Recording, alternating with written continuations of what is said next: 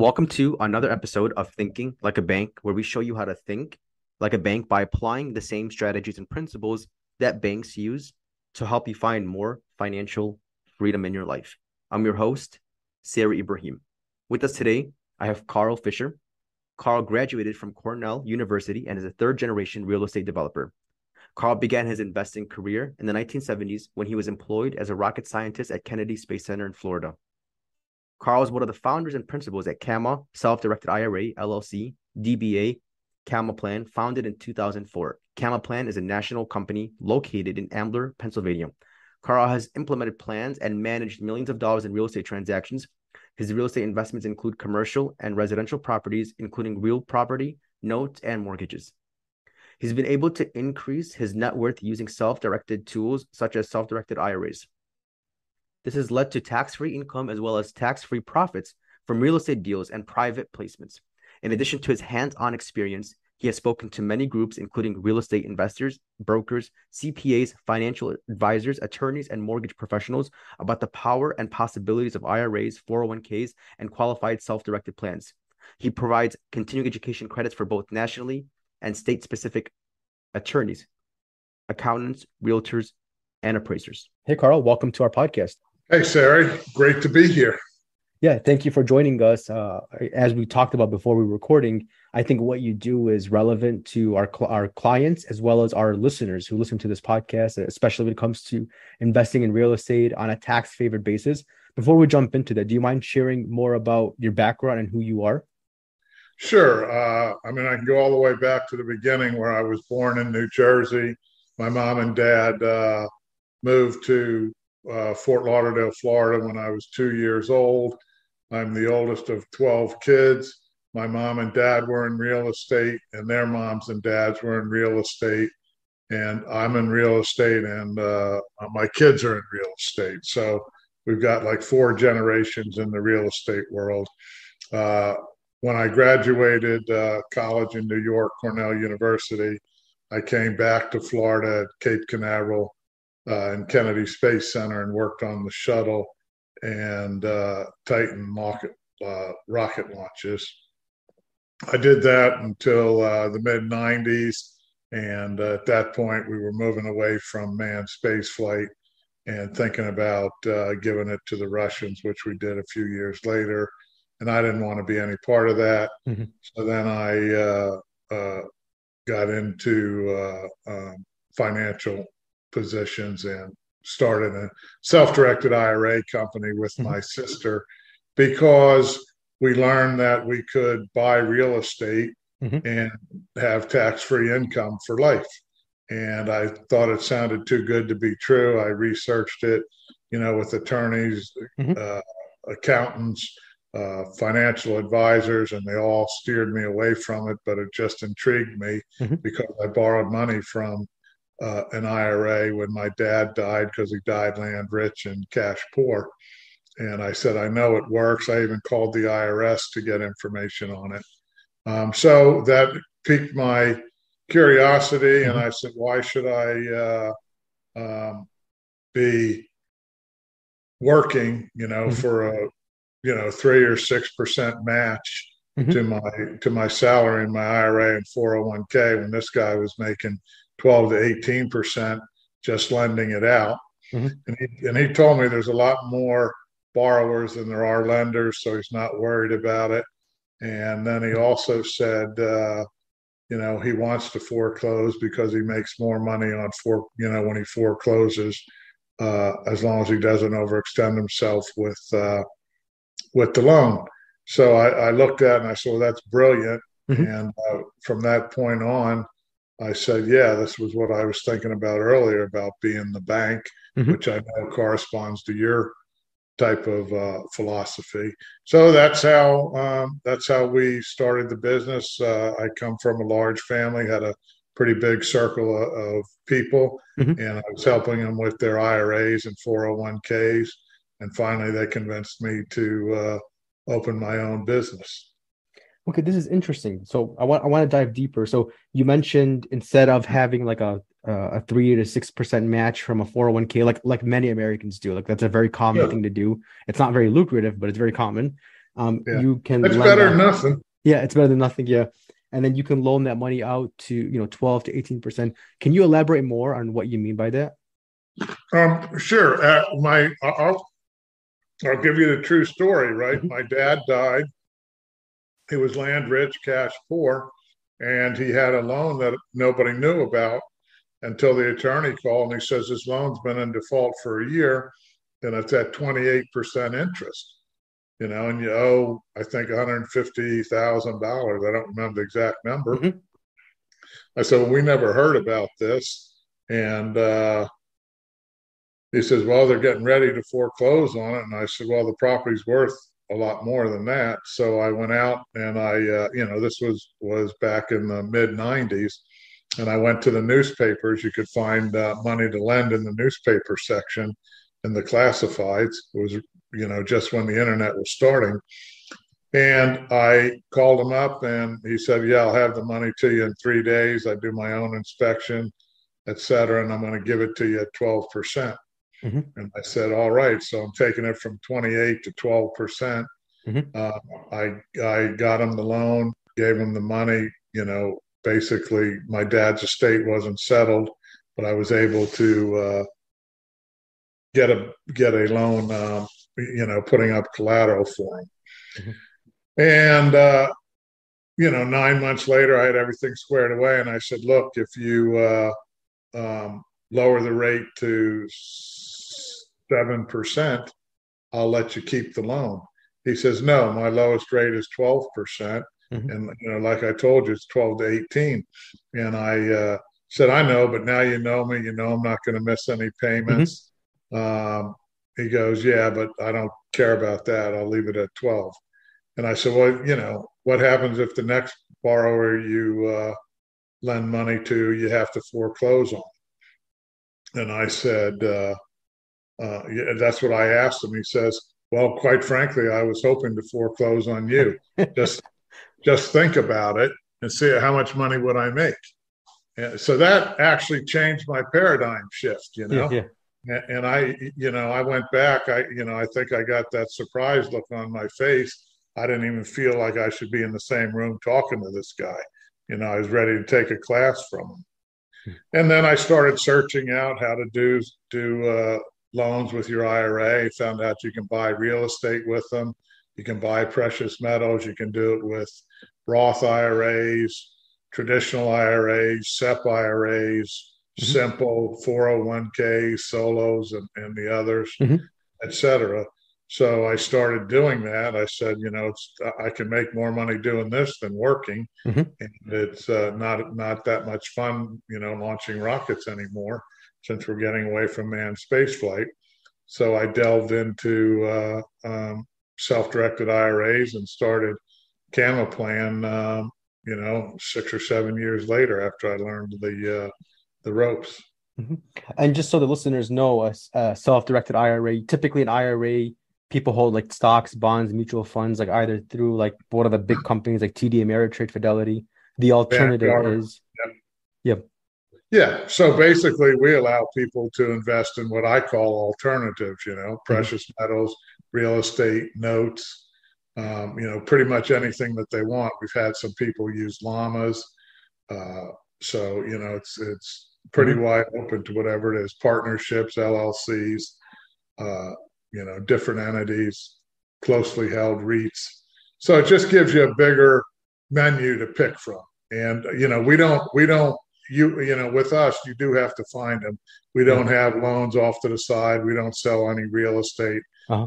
When we say self-directed, it's for, you self-directed. You may buy the house down the street from you Yeah. or the building in town or some land out in the country, for, all of it for investment purposes. But it's a good way to diversify your portfolio because, I think everybody's figured out when the market's going up, Hmm. everything goes up, right? It floats all boats. Hmm. And so you get this diversification. Got it. And then the general, I guess there's a lot of rule like tax rules and laws when it comes to IRAs, but I guess the general rule is it has to be passive. Like you can't, for example, own an active business and then have that sitting in an IRA. It has to kind of be separate from you. Somebody else is managing it. Somebody else, like you're not directly involved actively in that business or investment. You can't get paid for it, but let me just say Yeah. that you can run a business out of your IRA, Mhm. but you will pay taxes, and it's called unrelated business income tax. And your IRA can also borrow money if it's buying real estate, as a non-recourse loan. So if you are doing non-recourse loans, Mhm. there's a possibility you will have to pay what's called unrelated debt financed income. And if you're running a non-passive business, Mhm. you're probably going to have to pay if you're getting earned income. If your IRA is getting earned income from it, you're going to Okay. have to pay. You're going to have to pay UBIT tax. Okay. And then the reason why UBIT exists, so UBIT is like, for example, if I have rental income out of inside of an IRA, technically speaking, there's no taxes inside of the IRA. It grows tax deferred inside of it. But when I'm using that money with leverage being involved, it opens the door for UBIT, unrelated business Yes, income tax. correct. 100%. Okay. Now it's either tax deferred or tax free, depending on whether you have a traditional or a Roth IRA or 401k. And obviously, I'm a big proponent of tax free. Yeah. I believe in paying your taxes up front if it's at all possible, Yeah. uh, and then having all the earnings tax free. Yeah, definitely. And I've heard from a lot of people that in the financial community that typically when it comes to IRAs, there's you can't leverage an IRA to um but however, I have seen like I've Googled before like IRA loans for real estate, and there are some providers that do so. So this would be like to give like a brief example or a basic example, you have an IRA, you have one real estate property. That property, let's just say the market value of it is $100,000, you would get a loan against the property, right? Even though it's Correct. inside of an IRA. The IRA will own it, Okay. right, and then the IRA will get the loan, right? Let's just say it's 50-50. So the IRA will put 50,000 into it, Uh-huh. and the bank will loan 50,000, right? And your IRA, the only thing they're going to take, right? If they have a judgment against you, or if you Yeah. stop paying, they can take the property, but they can't come back after you personally or back for any money that's in the IRA. So if you had another 50,000 in the IRA, it wouldn't be available to them. They would take the house, and that's all they get. And that's what So, non-recourse means, right? yeah, that's what non-recourse means. So it's a good, in my opinion, it's a good deal. It depends on your rate of return and how fast you need it. But Hmm. some people say, should I buy, one house for $90,000 Hmm. if I have $90,000, or should I buy three of them for Hmm. 30,000 and finance the rest of them? Hmm. And you got to look at it and kind of see what your rate of return is going to be. Hmm. When you leverage property, just like when you buy real estate, outright. I buy a lot of real estate Hmm. uh, using other people's money, especially if the rates are low. Hmm. And I also use it as an asset protection, right? So if I can keep things financed, high, it takes a little bit of the risk out of That makes sense. So in other words, when you have a real estate property that you own and somebody sues you and you have a lot of equity in the property, that equity could be exposed. But when you don't have a lot of equity, in other words, it's leveraged, there's a lot of it. leverage. Yeah, they don't want the house, Yeah.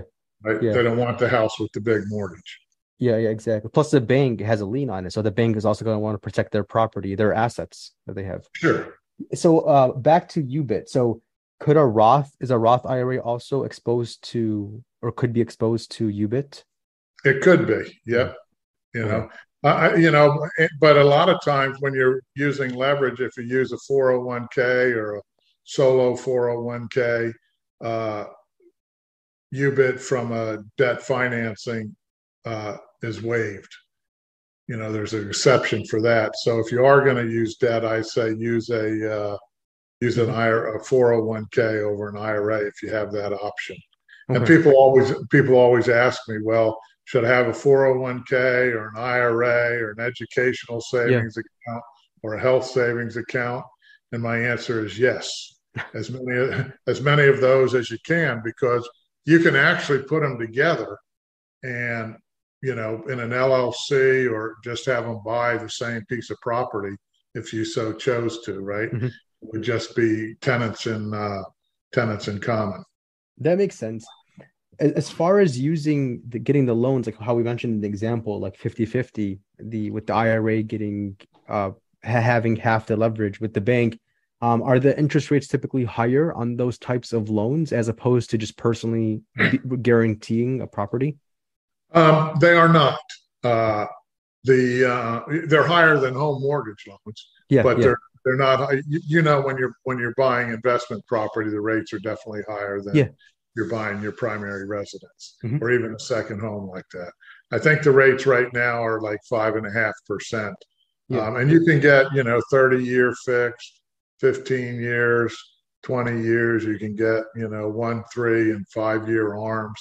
So you just have to kind of look, and it's like the banks, and I've seen them request 25% down as a minimum, and Hmm. I've seen them go all the way up to 40% down, as a down payment. So you're only going to leverage 60%. But I've seen that in the regular time, even when I'm signing on too.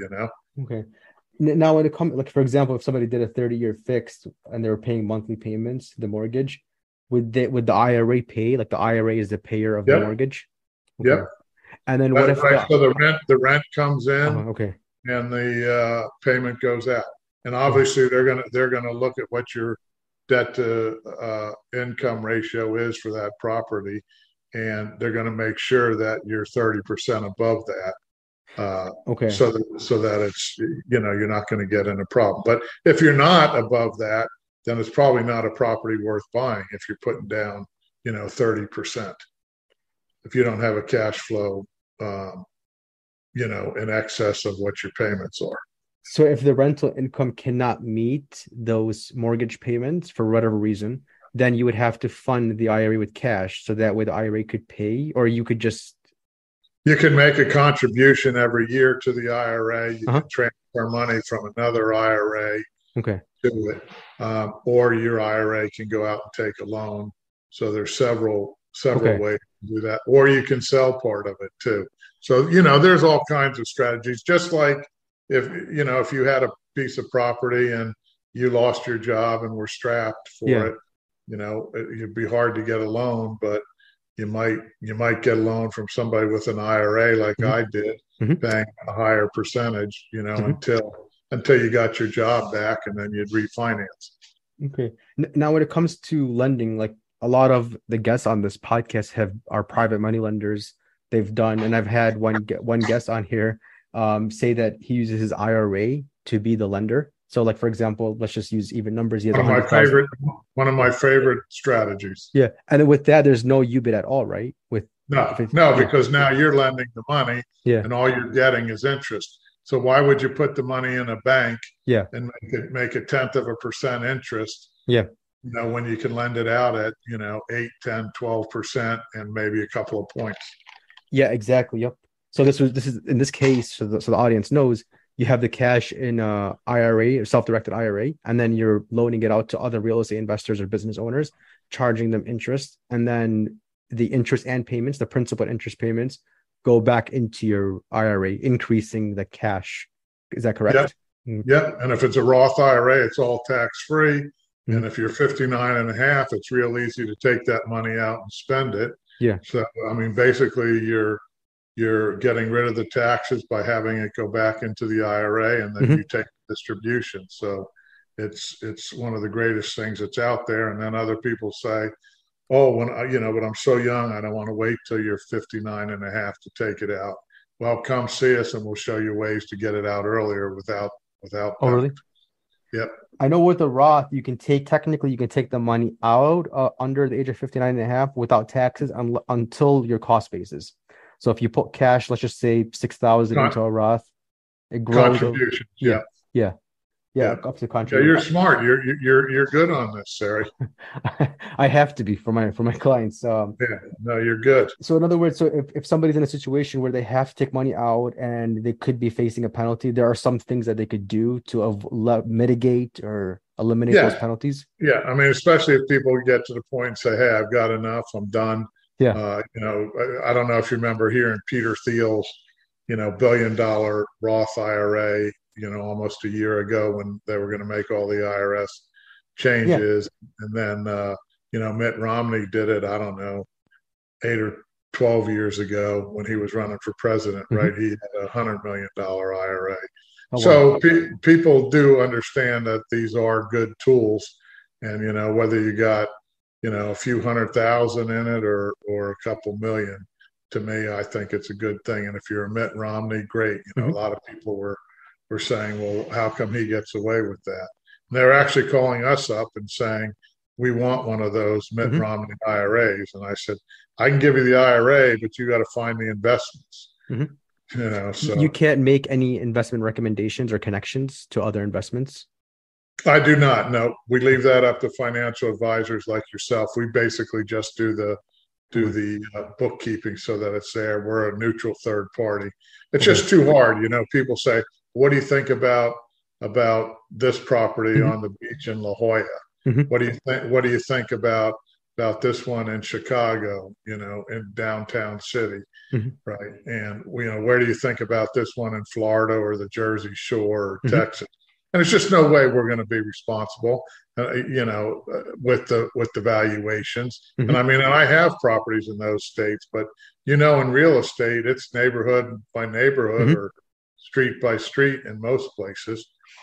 So, get with your real estate agent in that area, ask them that information.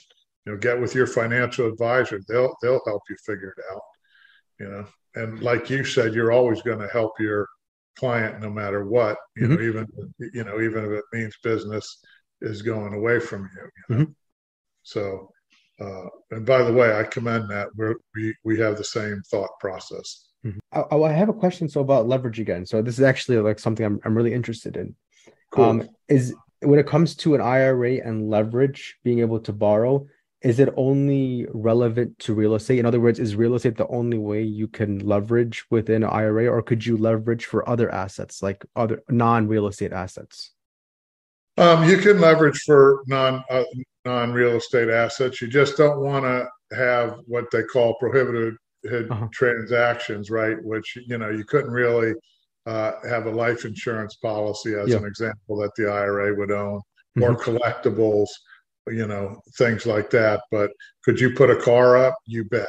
Could you put what other things have we? Oh, notes. Yeah. Some people will leverage notes. Hey, I've got this note for $300,000 on this house worth Hmm. $600,000 in first position.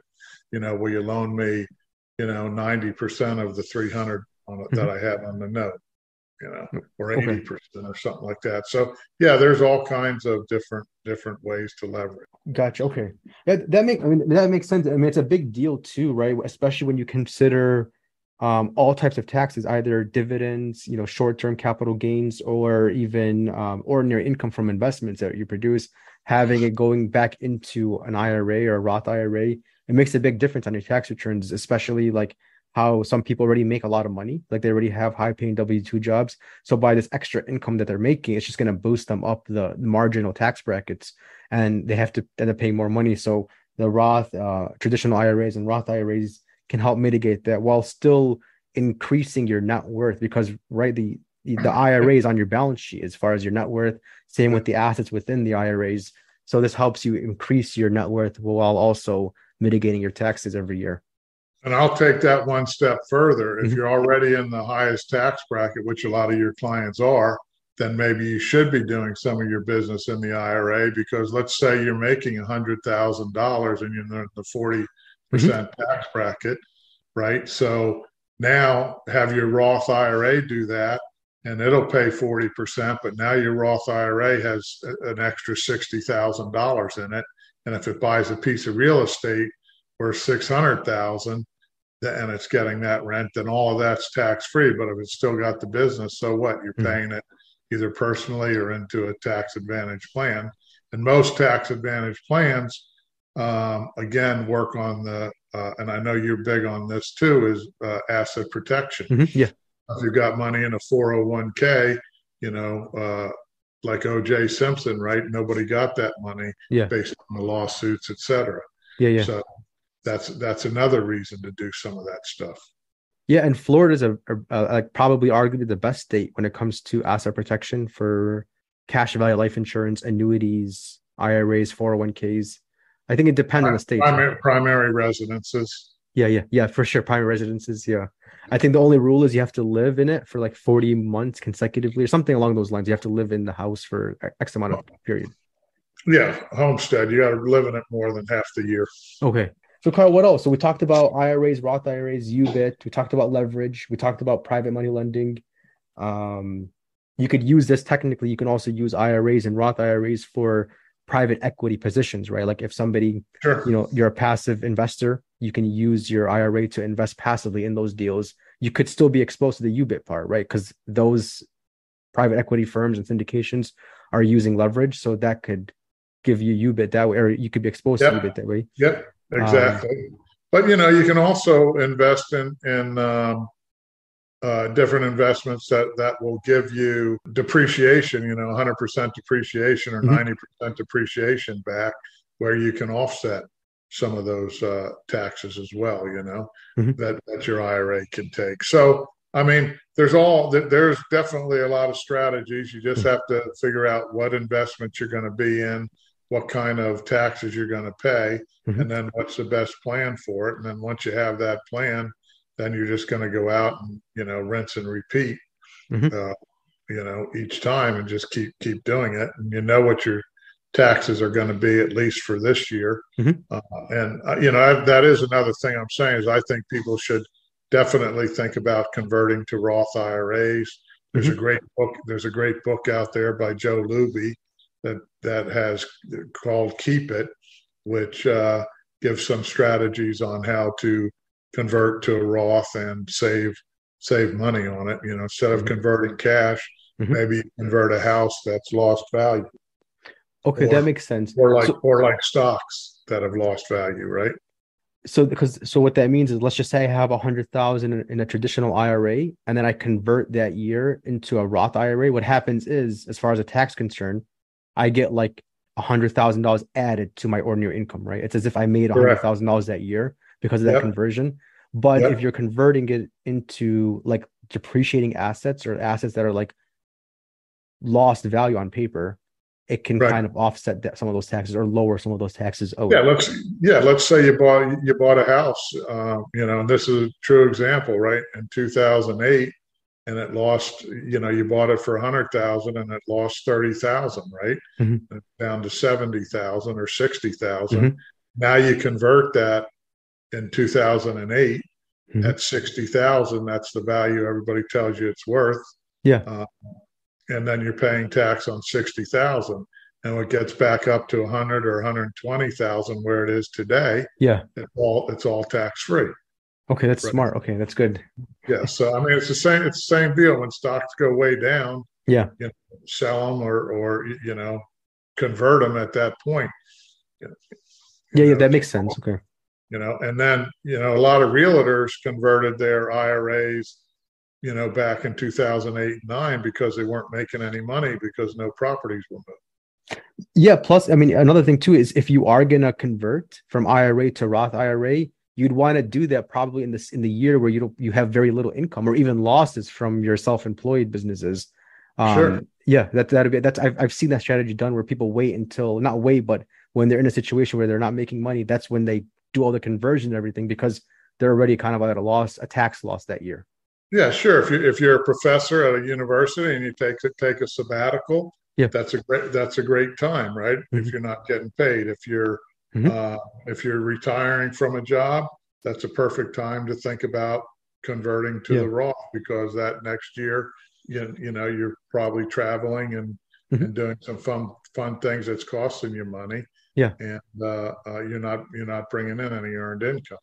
Yeah, yeah, definitely. So Carl, so just to kind of recap, what you guys do is you guys help people structure self-directed, create self-directed IRAs, either traditional or Yep. Roth IRAs. What else you guys do? Well, we have an academy that we teach people different strategies Hmm. and show them different investments because we think that educated investors are Hmm. way better for our company than uneducated investors. If we can get an educated investor, Hmm. then they're gonna make money. I can't stand people who said, "Well, my husband's roommate told me to get this." Right? And then they get divorced and the roommate can't be found and everything's a mess, you know? So we try to educate people, you know, how different people will buy Hmm. real estate, what's happening in the market. As an example, I was talking to a couple people the other day and you know, coming up maybe in the next year or two, because we're all always looking forward, you might be the time to buy subject to properties, Hmm. right? So if your IRA goes out and buys a loan, right, Hmm. and takes it subject to the mortgage, it's not against the IRA, and you basically are picking it up for payments. Hmm. Hmm. So you know that's another strategy, and we just talk about those types of ways to do things and wholesaling and selling a contract. Um, you know, Hmm. so there's a lot of different strategies that smart investors like, and obviously I go all over the country speaking, and I Hmm. talk to accounting groups, real estate groups, attorneys, and teach them the ins and outs. You know how big the IRS code is, Yeah. and how long it'll fill. You know, I know about that much of it, and I'm very good at it. You know, in the IRA Hmm. 401k world. So a lot of people turn to us to figure out how exactly they can make the most out of their IRAs and turn it into a Mitt Romney or a Peter Thiel, you Hmm. know, $1 billion um, IRA. Because think about it, if he had made that $1 billion on his own, he would have been paying, you know, 400 million Yeah. in taxes. Yeah, yeah, yeah, exactly. It would have exposed even other taxes, like even Yeah. more beyond that. Like it would have opened the doors for other taxes even. Um, yeah, so that I mean that definitely makes sense. Carl, how can people connect with you and learn more about you? They should go to our website, CamaPlan.com, CAMAPLAN.com. At that website, they can get our phone number, our address. They can go to the CAMA Academy or Resource Center and look at all of the classes and podcasts and webinars we have.